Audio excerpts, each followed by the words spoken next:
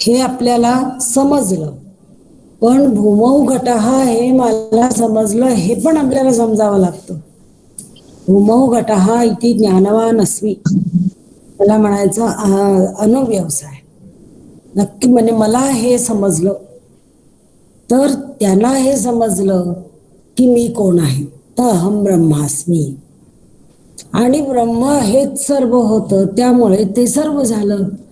आणि मग मनुष्यांच्या पैकी ज्याला ज्याला कुणाला हे ब्रह्म समजलं, देवांना मनुष्यांना समजलं, त्यांना ते सर्व झाले. ही वाक्यरचना लक्षात घ्यायची की ते सर्व झाले. जसा तो राजा झाला म्हणजे काय झालं, तो काही कुठे गेला नाही, तो होता तिथेच होता, फक्त एक पायरीवरती झाला. तसा मनुष्य ब्रह्म झाला, तेव्हा तो मनुष्य सर्व झाला.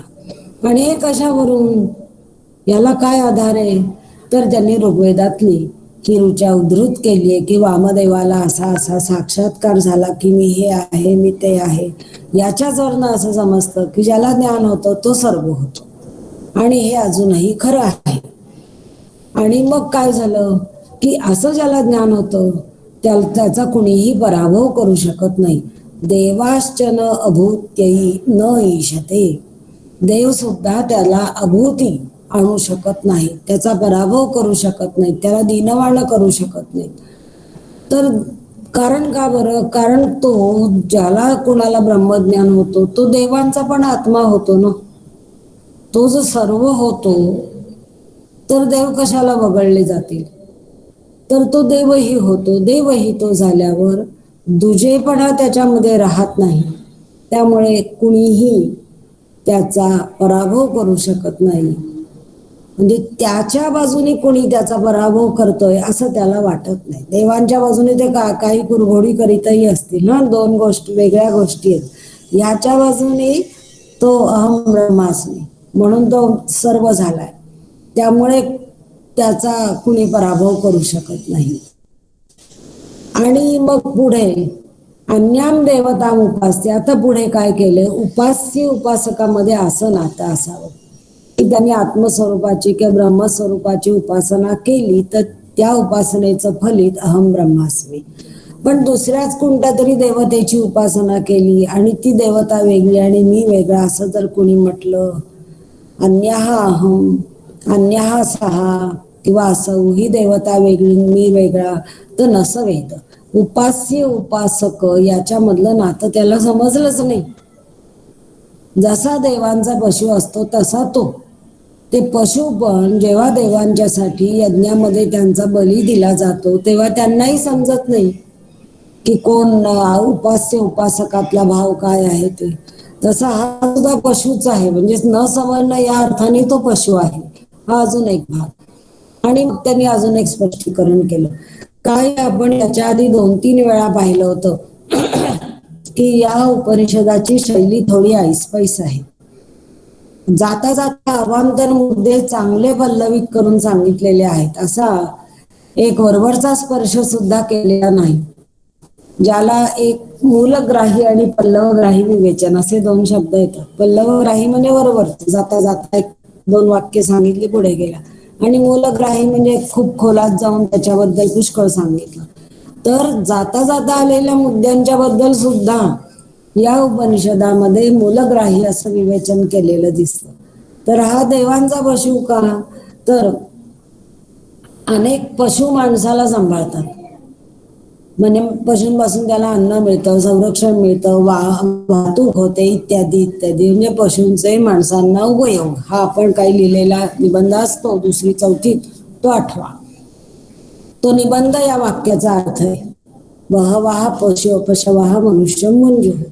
त्याप्रमाणे यज्ञाच्या बाबतीत काय होतं, एखादा माणूस ज्या वेळेला यज्ञ करतो त्यावेळेला ते देव भुनकती, देवान तो काय करतो, तो देवान भुनकती, तो जणू काही त्या देवांना पोसतो, आविर्भाव देतो, स्तुती करतो, बोलावतो त्यांना.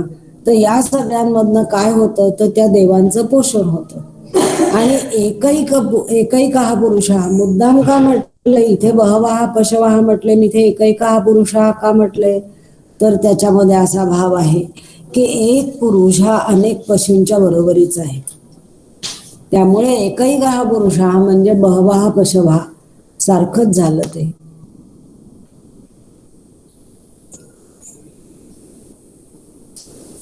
तर काय होतं ते देवांचा पशु का होत होतो आणि देव अभूत्यई हे वाक्य आहे ना, देव सुद्धा त्याच्या अभूत्यईला कारण होऊ शकत नाहीत किंवा त्यांना करताच येत नाही त्याची अभूती. त्याचं आता हे जाता जाता स्पष्टीकरण करतोय.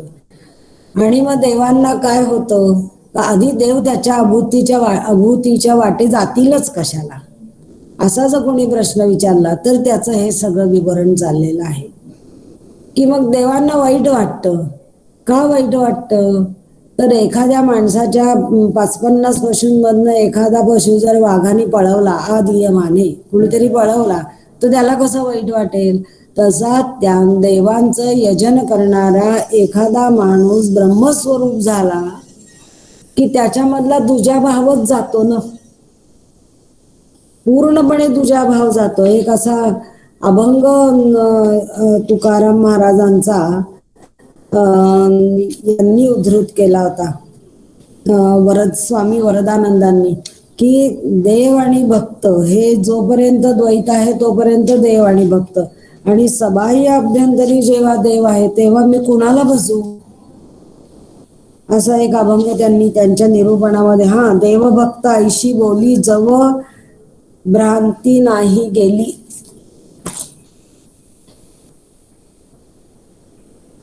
देवभक्त ऐशी बोली जव भ्रांती नाही गेली. ऐशी बोली जव भ्रांती नाही गेली ही जी अवस्था आहे ती त्यांच्या यज्ञ करण्यातली माणसाच्या.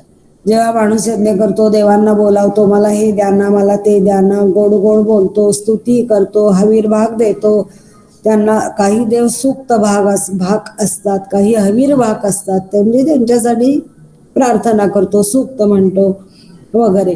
आणि आता भजो कोणी परी देव सबाह्य अंतरी, सगळीकडे जर देवच दिसला तर मी आता कुणाला भजू बरं, असं ते म्हणतात. तर ही जी अवस्था आहे ती अहम ब्रह्मास्मी या अवस्थेला पावलेल्या माणसाची. असं जर त्याचं झालं तर मग त्या देवाला वाटणारच ना की अरे आपल्याला भजणाऱ्यातला एक गेला बरं का, म्हणून त्या देवांना असं वाटतं, अप्रिय होतं त्यांचं. आणि म्हणून ते असं म्हणतात की न तत्प्रियम यदेतन मनुष्या विद्युः. माणसांना जर हे असं जाणायला लागलं तर हे काही देवांना प्रिय नाही. याच्यामध्ये देव दुष्ट आहेत, कुचकट आहेत, असूया आहे त्यांना माणसांबद्दल, हा भाव नाहीये.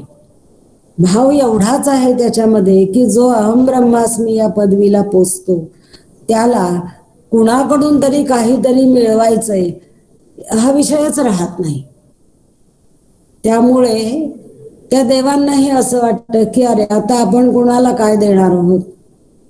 आणि याच्यात भगवद्गीतेमध्ये नाही का, तेषां ज्ञानी नित्ययुक्त एक भक्तीर विशिष्यते, या सगळ्या भक्तांच्या मधला ज्ञानी हाच मला आवडतो. किंवा ते 4 भक्त आहेत आणि ज्ञानी तो आत्मैव मे मतम, ज्ञानी भक्त हा मीच आहे असं माझं म्हणणं आहे.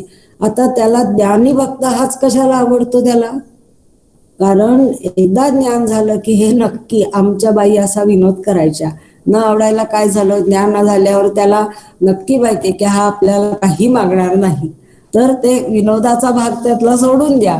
पण त्यातला भाग असा, खरा अर्थ आहे असा तुकाराम महाराजांनी आता सांगितल्याप्रमाणे की मी आणि तू असं काही राहतच नाही. त्यामुळे काय काय मागणार आणि काय सांगणार आणि काय विचारणार, या अर्थाने देवांना असं वाटतं की तुझ्या माझ्यामध्ये द्वित्व आहे किंवा द्वैत आहे हे ठीक आहे, एवढाच त्याचा भावार्थ घ्यायचा. आता परत एकदा ब्रह्म वा इदम अग्रा आसीत एकमेव तत्, हे वाक्य परत आलं. काय आहे या सर्व उपनिषदांना हा एक मोठा चिंतनाचा विषय मिळाला की इदम एकम अग्र आसीत, आधी एकच होतं. म्हणजे त्याच्यात नाम, मग एकच होतं म्हणजे काय होतं, तर एकदा सांगितलं नामरूपांची व्याकृती नव्हती, एक मात्र होतं. बरं हे कशावरून आधी एकच होतं? तर त्याला मात्र त्यांनी साक्षात्कार एवढा एकच पुरावा दिलाय. इकडे वामदेवाला वाटलं की मी हे आहे, मी आहे, मी हे आहे, म्हणजे हे आत्ता आहे आणि तो मी मात्र एकच आहे. हा एक भाग. आदितीचं एक असंच सुप्त आहे. ते तुळशी म्हणतो आदिती ही देऊ आहे, आदिती अंतरिक्ष आहे, आदिती माता आहे, पिता आहे, जे काही दिसतंय ते सगळं आदितीच आहे. म्हणजे ते एकच, त्याला नाव त्यांनी आदिती दिलं. रुद्राध्याय तर तुमचा प्रसिद्धच आहे की सगळ्यांना तो नमस्कार करतो आणि शेवटी म्हणतो सहस्राणी सहस्रशो ये रुद्रा. म्हणजे वैविध्य दिसतं, त्याच्यामध्ये सुद्धा एकत्व आहे, एक आहे. तर ते एक असणं ही गोष्ट त्यांनी पक्की झालेली आहे, तिच्याबद्दल कोणाही ऋषींच्या मनात शंका नाही, संदेह नाही, भ्रांती नाही. ते नक्की आणि पक्क आहे.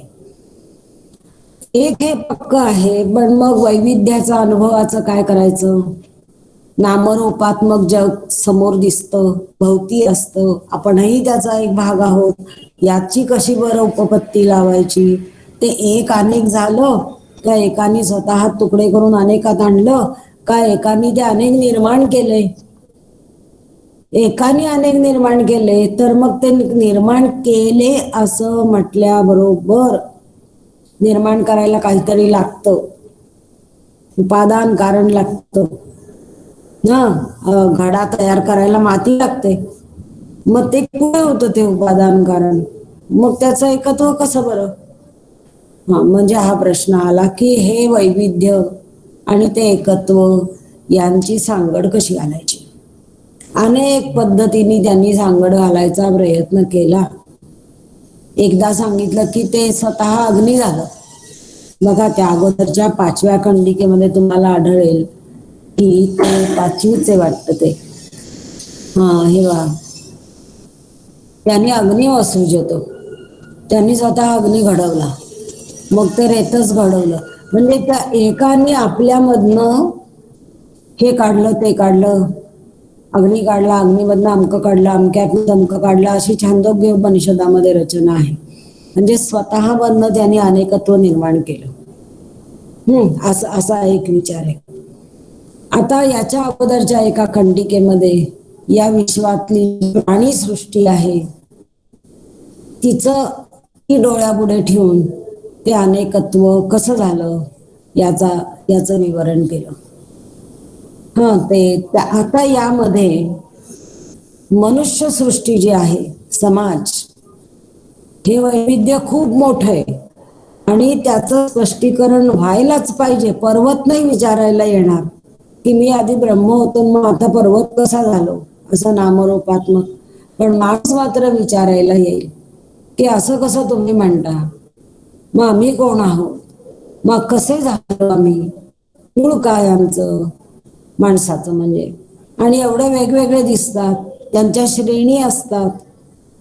जर ते एकाच ब्रह्माचे आविष्कार असतील, समजा आपण आविष्कार म्हणू, आविष्कार असतील, तर त्यांच्या श्रेणी कशाला आल्या?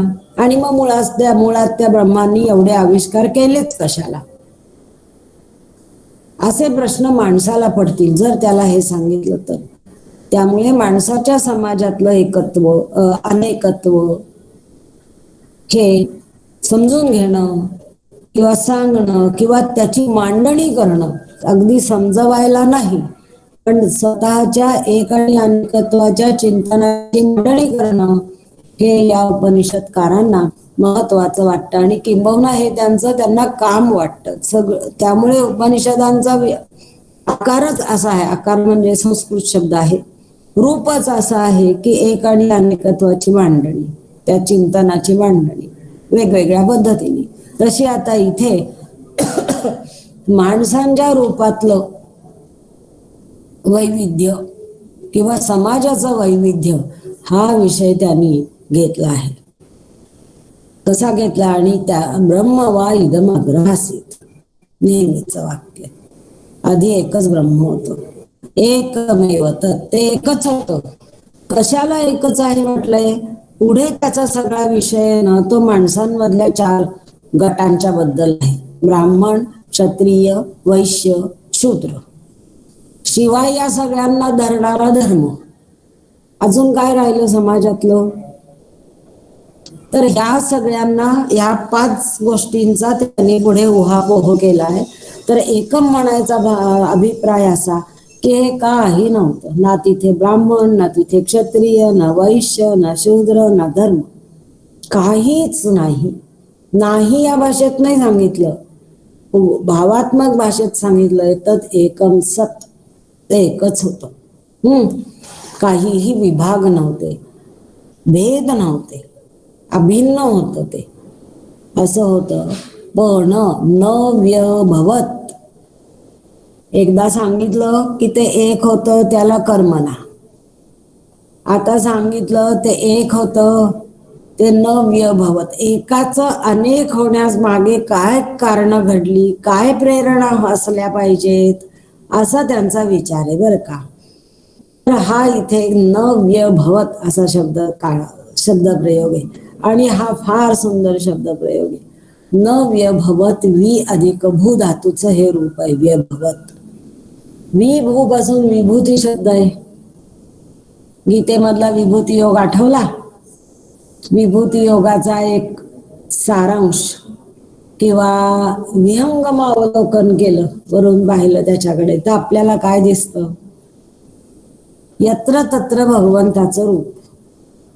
फूल, पाणी, पर्वत, छंदस, पांडव, कुणी घ्या तुम्ही, गट बघा किंवा एकक बघा,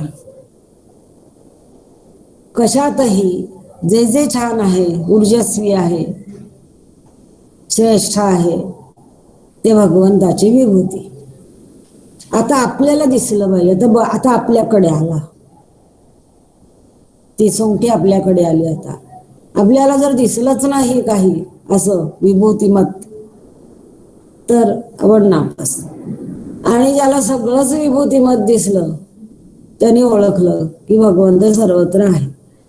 तर त्या विभूती योगाचा सारांश असा की इतक्या विविधतेने भगवंताचं अस्तित्व आहे. नामरूपातलं वैविध्य हे त्या विभूती योगाचा आधार आहे. विविध रूपात, विविध नावांनी भगवंताचं आपल्या भोवती अस्तित्व आहे. ती विभूती आहे. तो वि म्हणजे विविध, वि म्हणजे विशेष, दोन्ही अर्थाने येतो. आणि अजूनही काही वि म्हणजे येतो, पण या 2 ठिकाणी हा अर्थ आहे, या ठिकाणी हे 2 अर्थ आहेत. तर भगवंत वेगवेगळा झाला. विभूती, विभव, तो वेगवेगळा झाला, वेगवेगळ्या रूपांनी समोर आला, विशेष रूपांनी समोर आला. नुसताच वेगळा नाही, काही विशेष गुणवत्ता आहे त्याच्यामध्ये. तर भू म्हणजे होणे. वेगवेगळ्या रूपांनी होणं, वेगवेगळ्या रूपांनी समोर येणं, विशेष रूपांनी समोर येणं, ही विभूती आहे. आणि विभूती असण्यामध्ये ऐश्वर्य आहे. वैभव शब्द पण विभू पासूनच आहे. पुढच्या भाष्यकारांनी वैभव, ऐश्वर्य हा शब्द वापरलाय. हे वैभव आहे. विविध ठिकाणी असणं, विविध प्रकारांनी असणं, विविध रूपात असणं, हे वैभव आहे. आणि हे सामर्थ्य आहे, हे बलस्थान आहे होण्याचं. असणं म्हणजे खरं होणं म्हणायला पाहिजे. तुम्ही एक अशी आठवण करा, तो एक फटाकडा असतो बघा, आवाजाचा नसतो तो, आवाज पण होतो त्याचा. तो असा झिंकन खूप ओरडतो. म्हणजे असा हातात घेतला, भुईवर घेतला तर आपला साधा दिसेल काहीतरी, एक ठोकळा ठोकळा काहीतरी, त्याला फारसा तो आकर्षक पण नसणार. तो एक. पण तो जेव्हा वर जातो आणि फटाक्कन आवाज करून फुटतो, तेव्हा त्यातनं असंख्य फुलं बाहेर पडतात प्रकाशाची. ही विभूती. एकच अनेक ठिकाणी झाला, ही विभूती, हे वैभव त्याचं. आणि ते वैभव काम करतं. एक होता तेव्हा काम करत नव्हतं, पण आकर्षकता, काहीतरी चमकदार असणं, हे केव्हा शक्य झालं? ते विभूतीमुळे शक्य झालं. जेव्हा तो भगवंत एकच आहे असं म्हणतो तेव्हा काही काम हा विषयच नाही. पण जेव्हा तो विभूती योग सांगतो, भूमी रापो नलो वायू खम मनो बुद्धिरेवच अहंकार इति यम्मे भिन्ना प्रकृती, ही विभूतीच आहे त्याची. त्याच्यामुळेच ही कामं सुरू झाली ना. जगराहाटी झाली कशी?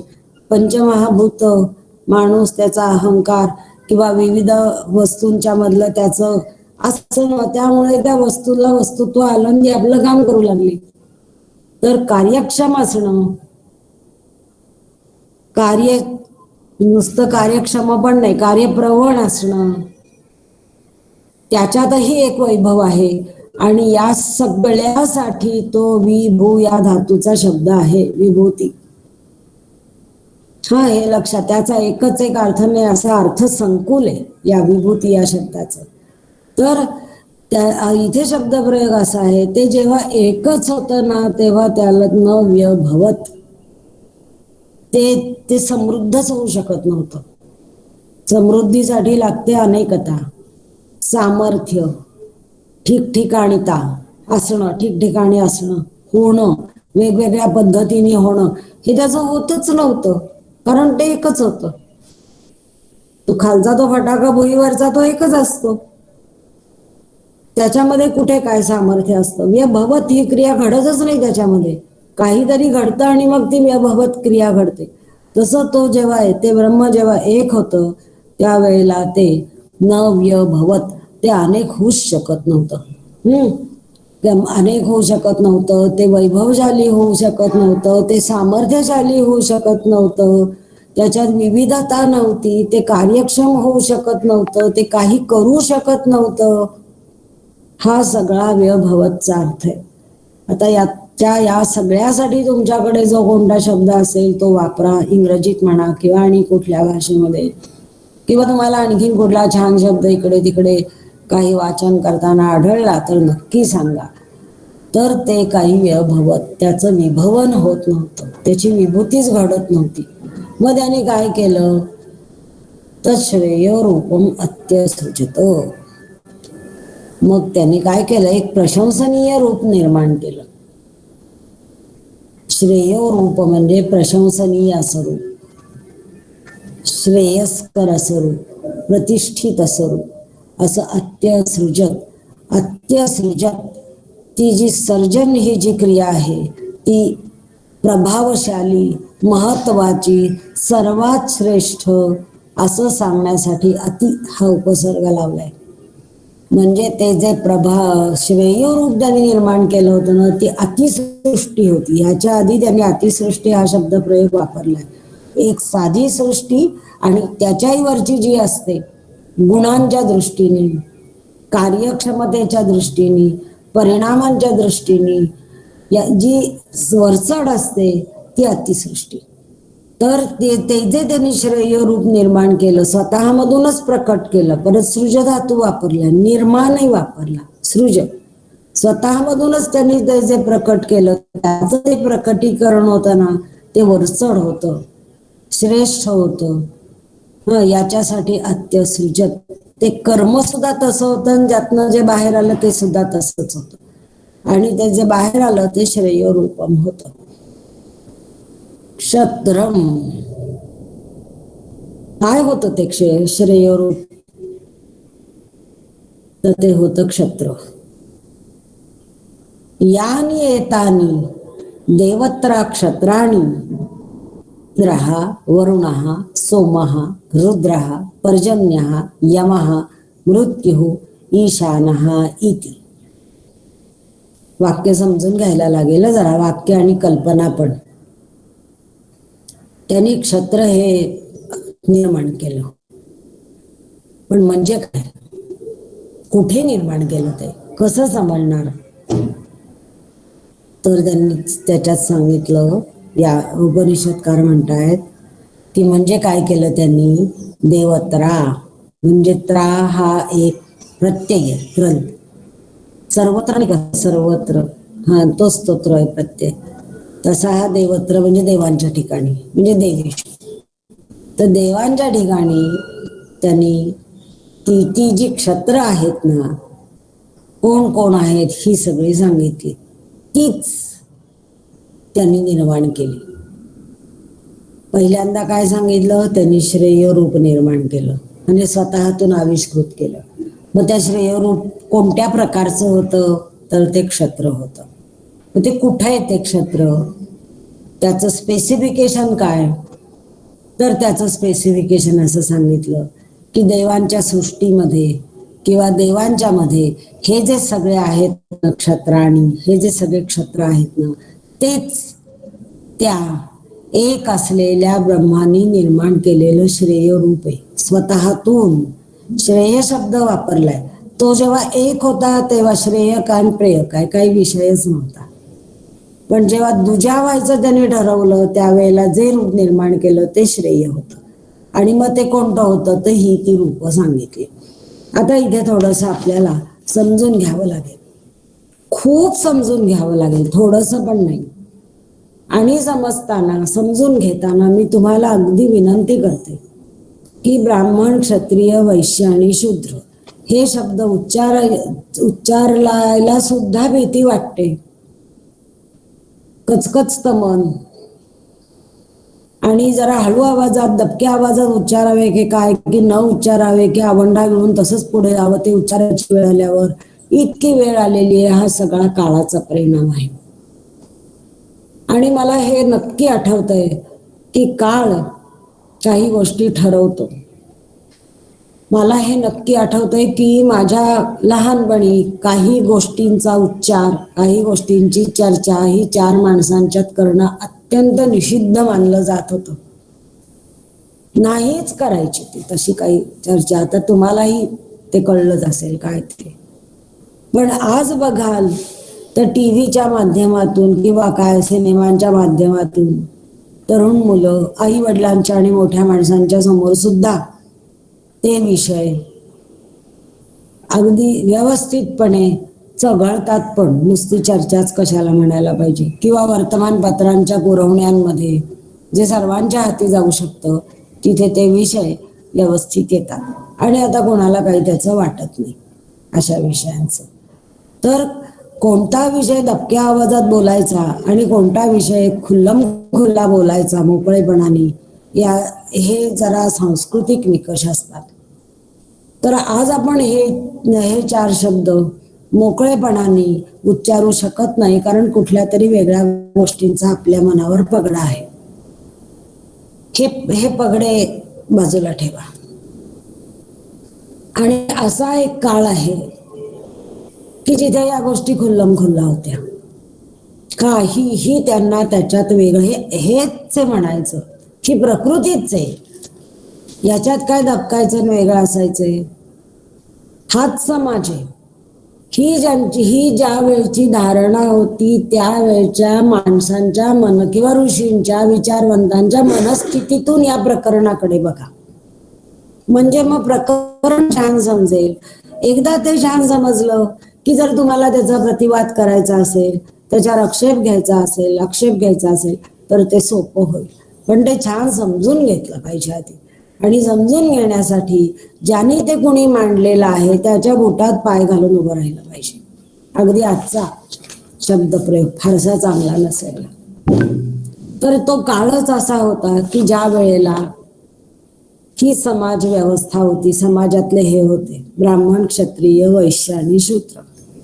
जसे समाजात होते तसा विचार असा आहे की ते देवसृष्टीत सुद्धा होते. हा, देवसृष्टीत होते आणि देवांच्या मधूनच मनुष्य सृष्टीमध्ये ते आले. इथे विचार असा केला की एक देवसृष्टी आणि एक मानवसृष्टी. तर माणसांच्यात आहेत, माणसांच्यात ती कामं चालतात, मग देवांच्यात पण ती कामं चालत असली पाहिजेत. कामं चालत असतील तर ते चौघही देवांच्यात पण पाहिजेत. हो, पाहिजेत. मध्ये कुठून आले देवांच्यात, तोच तर विषय चाललाय असं तो ऋषी म्हणेल. तर तो सांगेल की ते ब्रह्म ते जेव्हा एकटं होतं तेव्हा त्याच्या लक्षात आलं की आपण कमजोर आहोत, ना आकर्षण, ना काम, ना काही नाही. म्हणून त्यांनी एक श्रेय रूप निर्माण केलं जे क्षत्र होतं. आणि मग ते म्हणजे कोण, तर देवांच्या मध्ये जे क्षत्रिय आहेत हे म्हणजे त्या ब्रह्मानी, त्या एक असलेल्या ब्रह्मतत्वानी घेतलेलं क्षत्र रूप आहे. हा विकार आहे. विकार म्हणजे चांगल्या अर्थाने बरं का, संस्कृत मधला शब्द आहे हा. बदल आहे, स्वतःमध्ये झालेला बदल, त्याला विकार. तर स्वतःमध्ये केलेला क्षत्र या रूपातला बदल आहे. त्यांनी बदल केला. मग आणि मग काय, कोण केलं बदल होऊन, काय झालं, बदल होऊन देवांच्या ठिकाणी हे जे आहेत हे अभिषिक्त राजे आहेत. इंद्र हा देवांचा राजा आहे, वरुण हा यादसांपती आहे, यादस म्हणजे जलचर, सोम हा ब्राह्मणांचा राजा आहे, मनुष्यांमध्ये जे ब्राह्मण आहेत त्यांचा हा राजा सोम आहे, रुद्र हा पशूंचा राजा आहे, पर्जन्य हा विद्युत आदी मेघ, वीज, गडगडाट, पाऊस यांचा राजा आहे, यम हा पितरांचा राजा आहे, मृत्यू हा रोगांचा राजा आहे, आणि ईशान हा जे जे तेजोगोल आहेत त्यांचा राजा आहे. भासाम, सूर्य, चंद्र, ज्योती किंवा तेज जिथे जिथे असतं त्या सगळ्यांचा राजा म्हणजे त्या सगळ्यांचा स्वामी हा ईशान आहे. या वेदांच्या संदर्भामध्ये या आहेत देवता, वैदिक देवता. हे वेदांच्या संदर्भात पाहिलं पाहिजे, कारण हे उपनिषद वेदाचं आहे, शुक्ल यजुर्वेदाचं आहे. या वैदिक देवता कोण आहेत, तर या वैदिक देवता क्षत्रिय आहेत.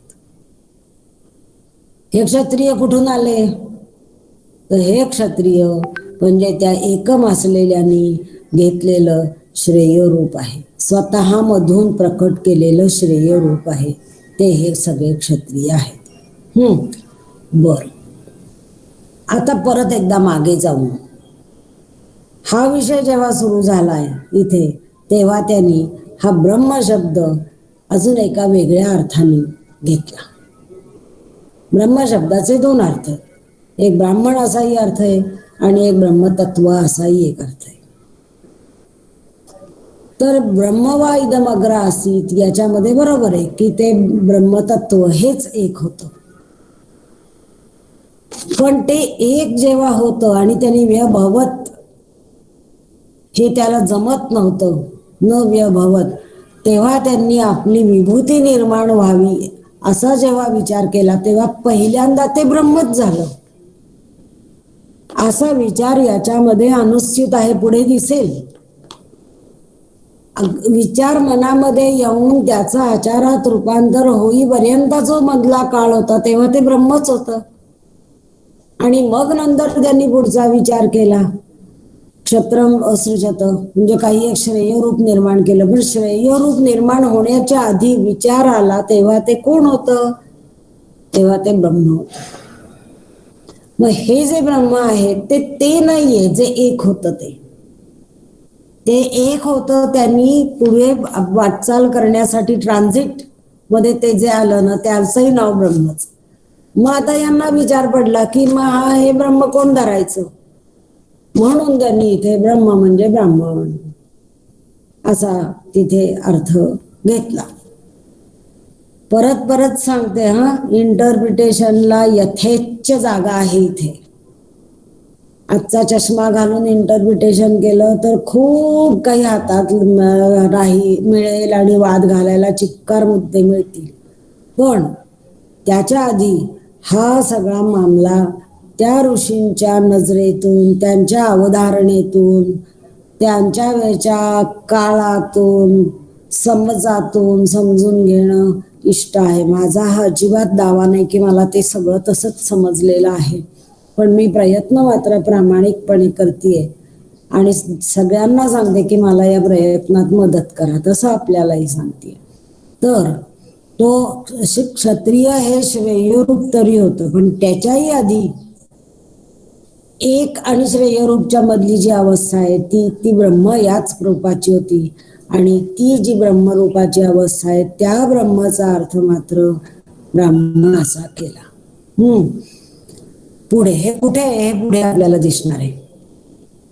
तर हे हे देवांमधले क्षत्रिय, या देवांमधल्या क्षत्रियांनीच जे क्षत्रियांपासूनच पुढे माणसांमध्ये क्षत्रिय वंश निर्माण झाले, जसा सोमवंश वगैरे, असं भाष्यकारांनी म्हटलंय. तस्मात क्षत्रात परम नास्ती. आता हे क्षत्र हे त्या एकाच श्रेय रूप असल्यामुळे क्षत्रात परम नास्ती, क्षत्रापेक्षा काहीही श्रेष्ठ नाही. कारण आपलं विभवन व्हावं, विभूती व्हावी या विचाराने त्यांनी श्रेय रूप केलंय आणि ते झालं क्षत्र, त्याच्यापेक्षा नाही. तस्माद ब्राह्मण क्षत्रियम अधस्ताद उपासते राजसूये. म्हणून आता मी जे मगाशी म्हटलं की जाता जाता फार इकडे तिकडे सांगायची त्यांना आवडतं. ते मुद्दे असतात, काही सपोर्टिव्ह असतात, पण ते सांगतात.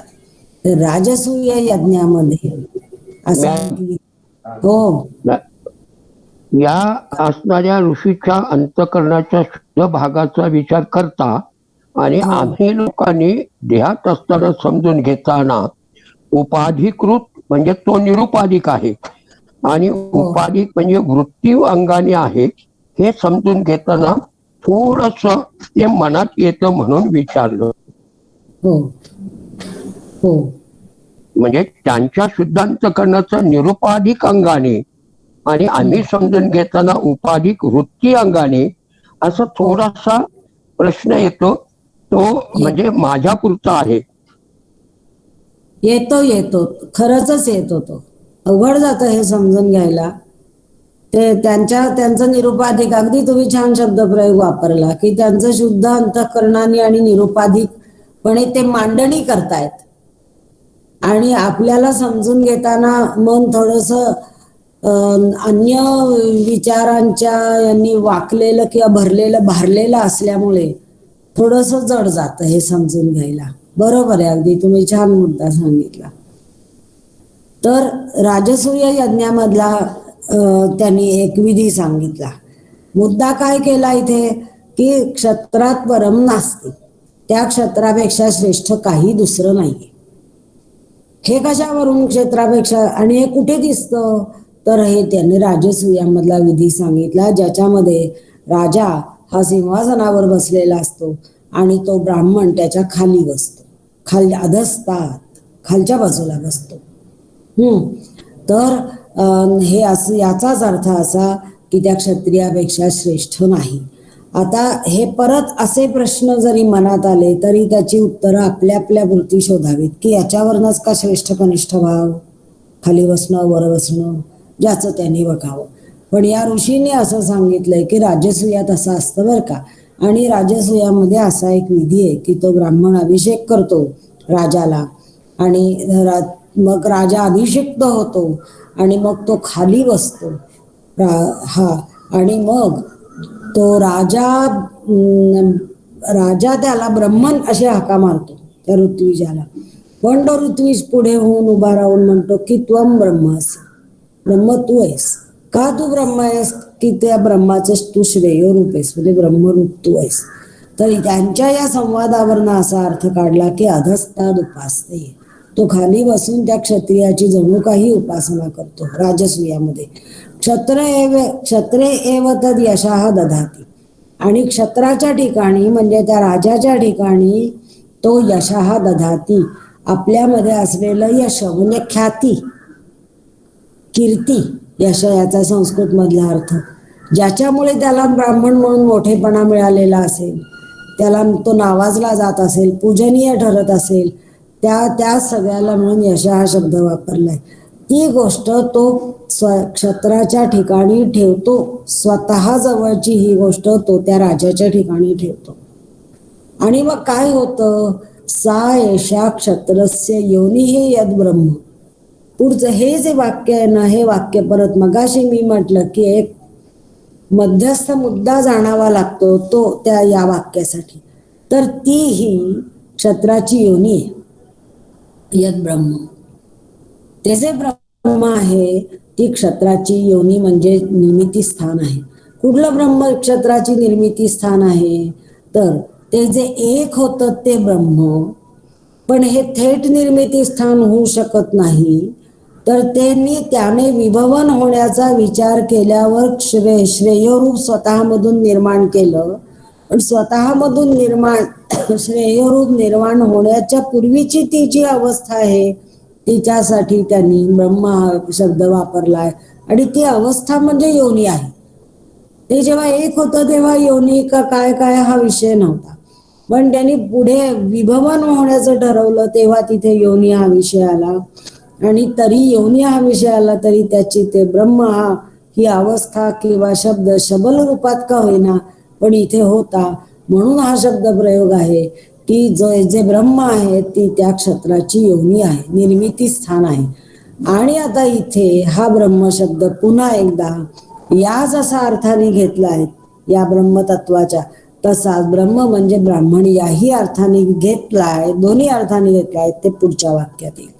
तस्मात यद्यपि राजा परमताम गच्छती, जरी तो राजा परमताम गच्छती, परम म्हणजे श्रेष्ठ, परमताम म्हणजे श्रेष्ठता, जरी त्या राजाने श्रेष्ठता मिळवली, राजसूय यज्ञ केला की तो राजा श्रेष्ठ झाला.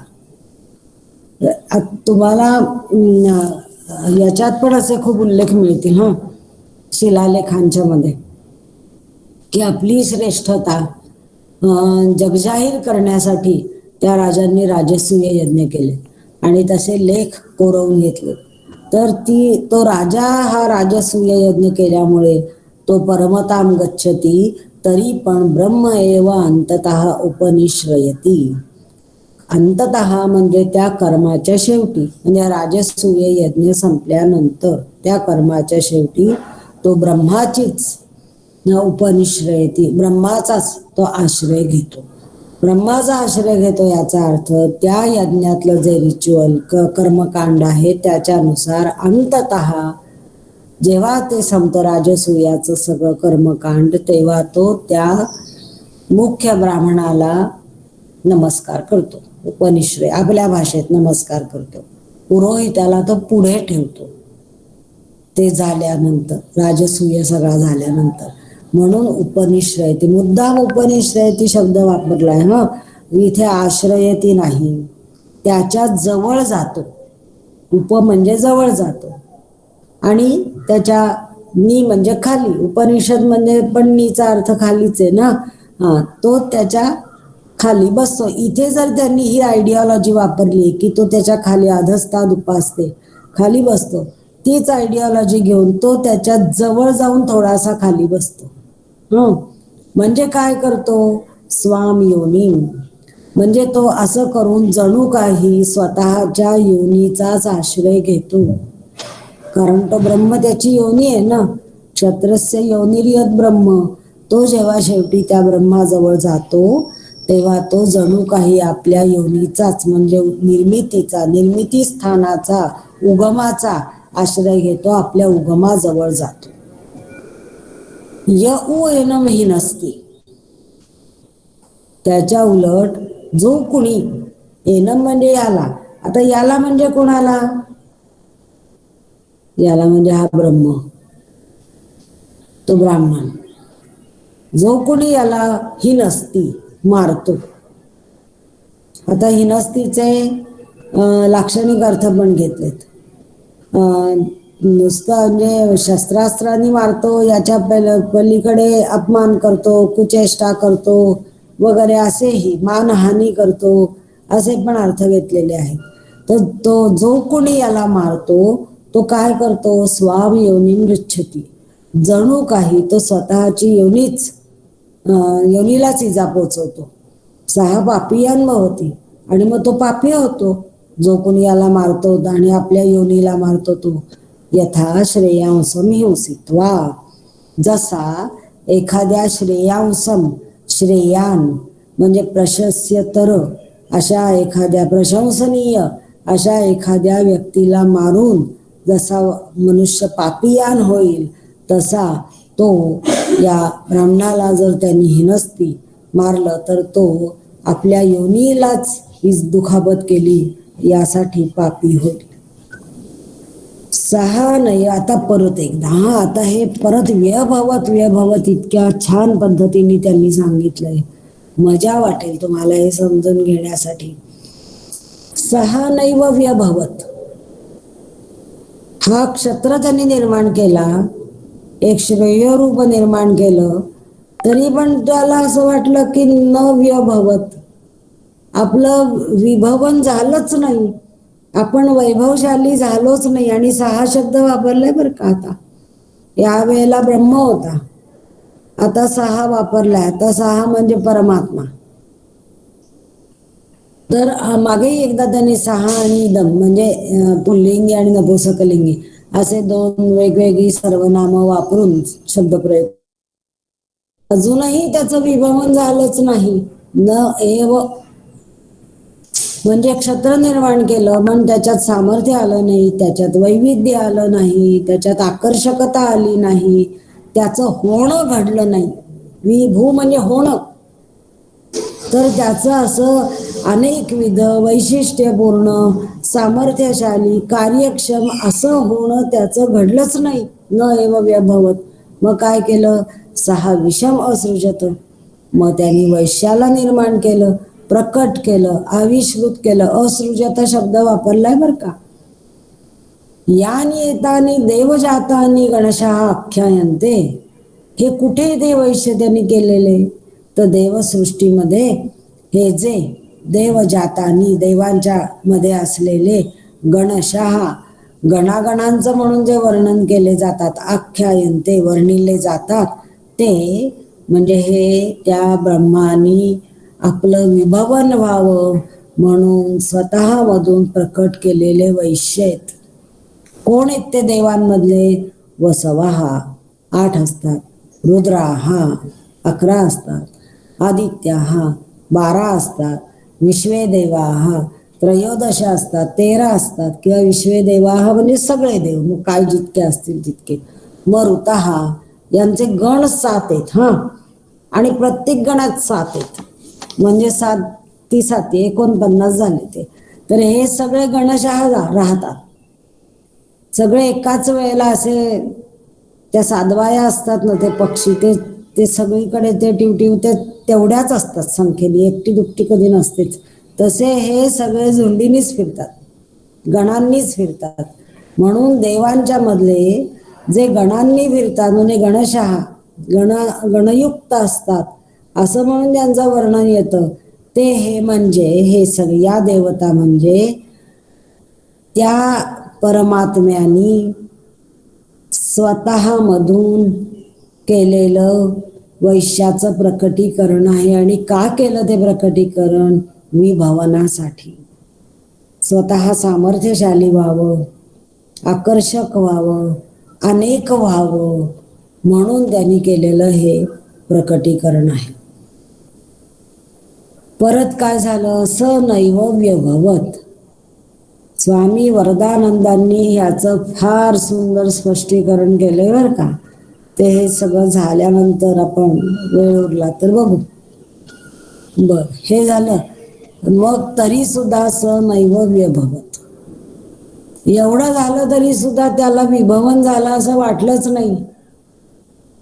म्हणजे अजून सामर्थ्य त्याचं पूर्ण परिपूर्ण वाटलं नाही, त्याच्यातलं वैविध्य त्याला परिपूर्ण वाटलं नाही, त्याचं गुणरूप असणं त्याला परिपूर्ण वाटलं नाही, ते अनेक होणं त्याचं झालंय असं त्याला वाटलं नाही. तर न व्यभवत. मग काय केलं त्यांनी, ते विभूती पूर्ण होण्यासाठी शौद्रम वर्णम असृजत. त्यांनी एक शूद्र वर्ण घडवला, म्हणजे प्रकट केला, स्वतःमधून प्रकट केला, असृजत. आणि कोण तो, पूषणम. तो म्हणजे तो पूषण हा देव. पूषण ही देवता, ही वैदिक देवता आहे पूषण. तुम्हाला ईशावास्य उपनिषदामध्ये उल्लेख आहे पहा पूषण देवतेचा, शेवटच्या एकामध्ये मंत्रामध्ये. तर प्रसिद्ध ही देवता पूषण देवता. नंतर सूर्यालाही हे नाव आलं, पुष्टी करणारा तो पूषण देव. आणि त्याचं वैशिष्ट्य असं की इतकी त्याची पक्की नजर आहे सगळ्या विश्वावर की त्याला अशा प्रार्थना केल्यात की आमचं एखादं गाय वासरू चरून गोठ्याकडे म्हणजे घराकडे परत येताना जर रस्ता चुकला असेल तर तू त्याला नीट रस्त्याला लावून आम्हाला घरी आणून दे हरवलेलं. तर असा तो भूषण. तर त्यांनी हा भूषण निर्माण केला. कोण भूषण? आता इथे हे वेगळंच आहे. याच्या आधी काय केलं? त्यांनी क्षत्र निर्माण केलं. कोण बरं क्षत्रिय ती नावं सांगितली. त्यांनी वैश्य निर्माण केले म्हणजे कोण निर्माण केले ती नावं सांगितली. त्यांनी शूद्र निर्माण केला, शूद्र वर्ण निर्माण केला म्हणजे कोण निर्माण केला? पूषण निर्माण केला. इथपर्यंत आत्तापर्यंतच्या सारखं होतं. पण इथे प्रश्न असा आहे की आम्हाला माहिती असलेला भूषण कोण आहे? इयं वै पूषा. ही पूषा आहे. वै म्हणजे निश्चयार्थक येते. हीच पूषा आहे. ही कोण आहे इयं?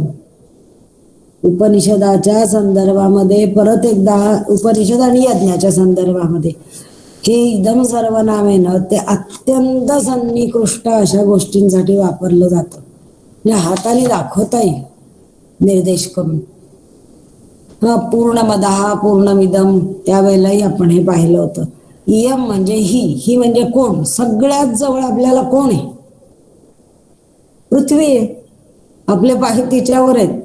आणखीन काय जवळपणा पाहिजे? आपण तिच्यावर बसलेलो आहोत. तर इयम म्हणजे ही पृथ्वीच पूषा आहे. इयम ही इदम सर्वम पुष्यती यदिदम किंच. हे जे काही आहे ना ते सगळं तीच पुष्यती, ती पोसते. पोसण्याला बऱ्याच छटा आहेत. आई जसं लहान मुलाला पोसते तशी ती सगळ्यांना पोसते.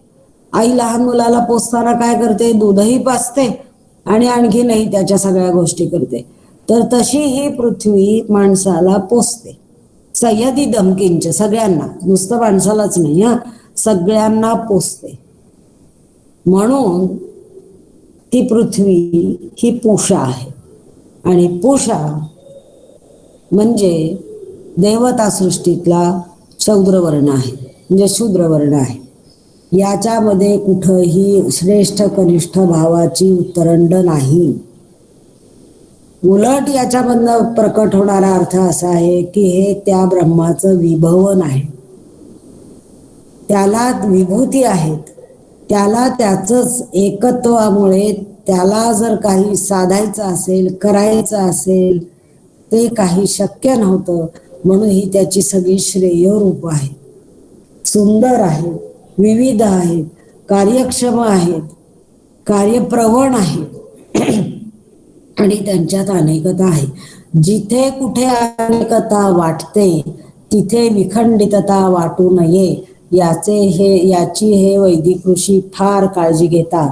त्याचंच हे आहे की हे सगळे अनेक असले तरी ब्राह्मण, क्षत्रिय, वैश्य आणि शूद्र हे चार जरी असले तरी हे त्या इदम ब्रह्म त्याची ही विभवन आहे. त्याच्या या विभूती आहेत. आणि का झाल्या विभूती? तर त्याला सामर्थ्यशाली व्हायचं होतं, आकर्षक व्हायचं होतं. वैभव आहे ते त्याचं. विभूती म्हणजे वैभव शब्द पण विभू पासूनच. हे चौघही जण त्या ब्रह्माचं वैभव आहे. आणि हे आता चार झाले, या चारांची काही कामही झाली याच्यातच समजून येतात ना यांच्यातली कामं. पण मग आता ती करायची हे कोण सांगणार त्यांना? कशी करायची, काय करायची हे कोण सांगणार? म्हणजे विभवन अजून पूर्णच झालं नाही. चार झाले तरी या चारांची सांगड घातली पाहिजे, त्यांची नीट वीण बसवली पाहिजे. तर ते विभवन म्हणजे नुसते एकमेकांपासून वेगळे असे दगड गोटे एकत्र आणून ठेवले ही अनेकता नाही. अनेकता ही वरवर बघणारी, वरवर पाहता. विभवन हा शब्दच ते सांगतो की नामरूपात्मक आहे पण त्यांच्या मागे काहीतरी आहे. कशाच तरी ते विभवन आहे, म्हणजे ते एक आहे. जसं विभूती योगात भगवंतांनी सांगितलं की या सगळ्या माझ्या विभूती आहेत, तसं ते हे सगळं त्या एकाच्या विभूती आहेत. पण या एकाच्या विभूती या माणसातल्या आहेत, मग अजून एक गोष्ट माणसांच्यासाठी लागतीये, ती कोणती? तर ते त्यांनी सांगितलं याच्यामध्ये, तर नैव व्यभवत. त्याच्या लक्षात आलं की अजूनही आपलं विभवन झालं नाही, अजूनही आपण वैभवशाली झालो नाही, अजूनही आपण सामर्थ्यशाली झालो नाही. मग त्यांनी काय केलं? श्रेयो रूपम अत्यसृजत. त्यांनी एक श्रेय रूप निर्माण केलं. परत इथे अत्यसृजत शब्द वापरलाय. अतिसृष्ट केलं. एक वरचढपणा होता त्या निर्माण करण्यामध्ये, प्रभावीपणा होता, श्रेष्ठपणा होता. जे निर्माण केलं त्याच्यातही श्रेष्ठपणा होता आणि निर्माण करण्याची जी घटना, घडामोड, क्रिया झाली तिच्यातही एक वैशिष्ट्यपूर्ण असा श्रेष्ठपणा होता. काय होतं ते श्रेय रूप? धर्मम. धर्म. या चौघांच्यासाठी त्यांनी मग धर्म निर्माण केला. म्हणजे ते चौघ जण हे आता त्याचं वैभव झाले. मग तद एतत क्षत्रस्य क्षत्रम. हा जो धर्म निर्माण केला तो म्हणजे क्षत्राचं क्षत्र. कारण का? तर धर्म म्हणजे नियम, कायदा, आणि तो नियम अनुशासन. धर्म म्हणजे क्षत्रामध्ये अनुशासन होतं, पण क्षत्र इतरांचं अनुशासन करतो, पण क्षत्राचं अनुशासन कोण करणार? धर्म.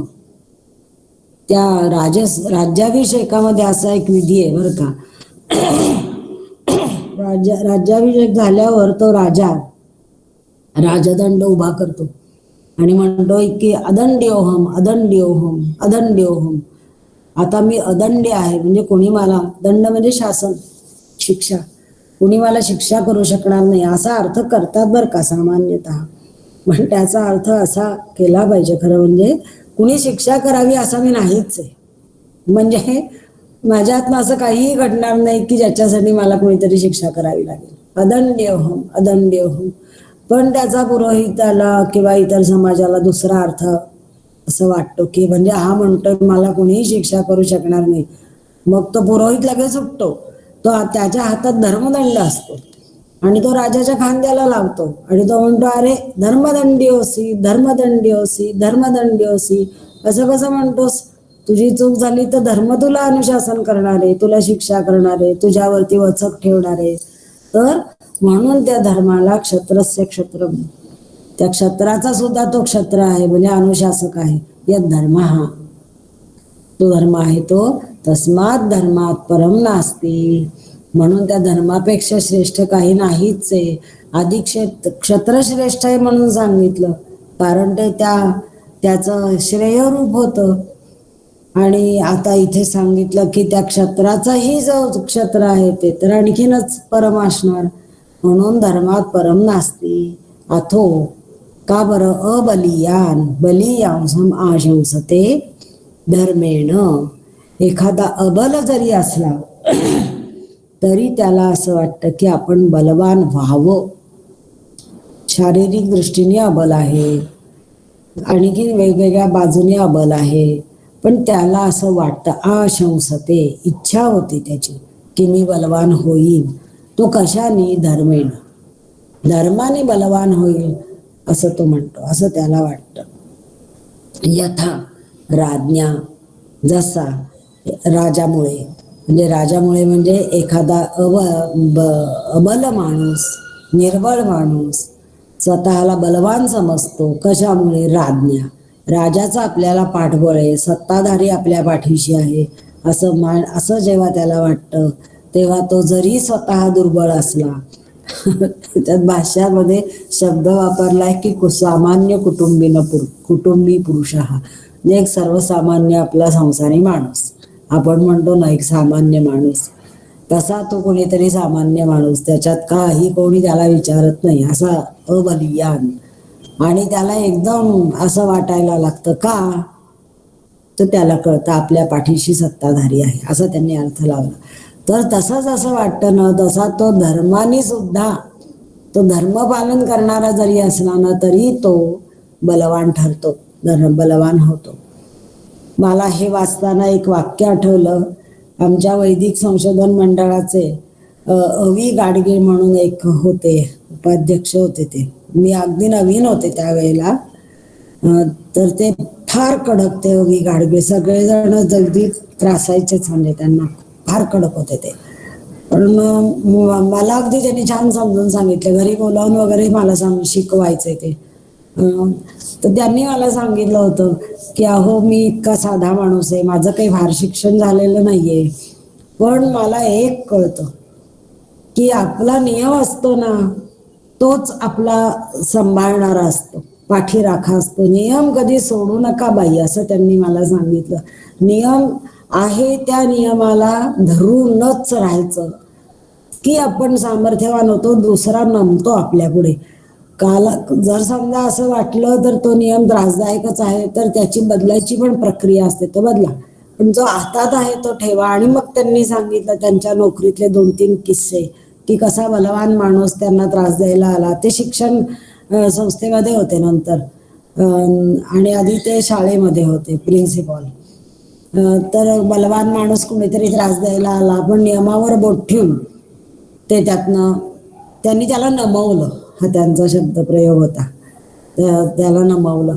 तर मला हे फार आठवलं त्यांचं बोलणं, त्या गाडगिळांचं बोलणं, की ज्याच्या हाताशी धर्म असतो ना, तो बलवान ठरतो. यो वै धर्म हा सत्यम वै तत्. आता पुढे धर्माच्या बद्दल, धर्म म्हणजे काय, तर ते सत्यच. तस्मात सत्यम वदंतम आहुः धर्मम वदती इति. तर जो सत्य बोलतो त्याला म्हणतात तो धर्म बोलतो. आणि धर्मम वा वदंतम आहुः सत्यम वदती इति. आणि धर्म जो बोलतो त्याला म्हणतात लोक तो सत्य बोलतोय.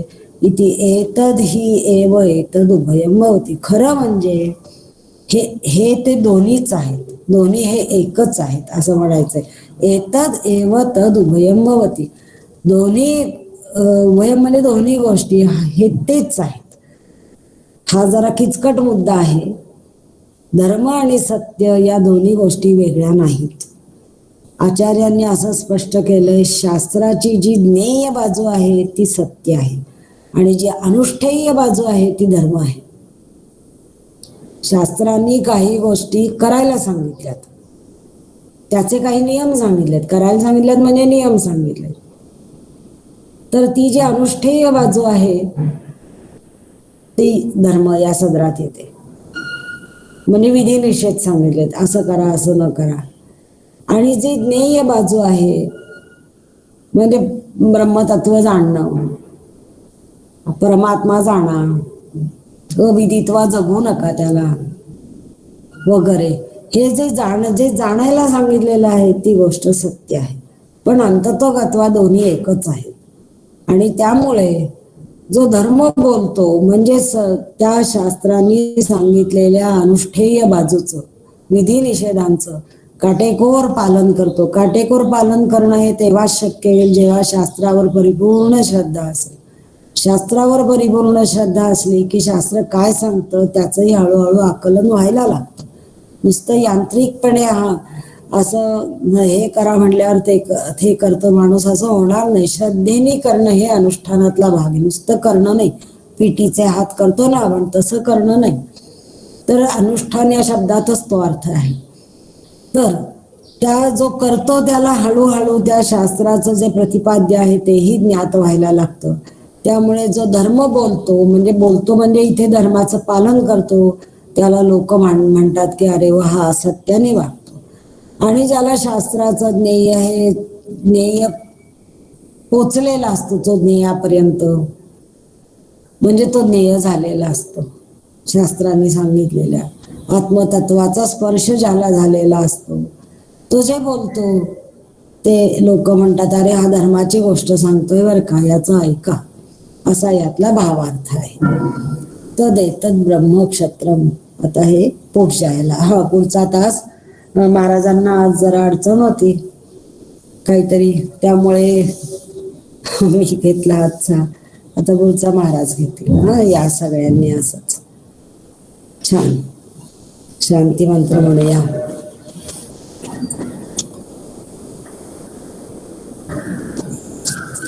ओम पूर्णमदः पूर्णमिदं पूर्णात् पूर्णमुदच्यते पूर्णस्य पूर्णमादाय पूर्णमेवावशिष्यते। ओम शांति शांति शांति।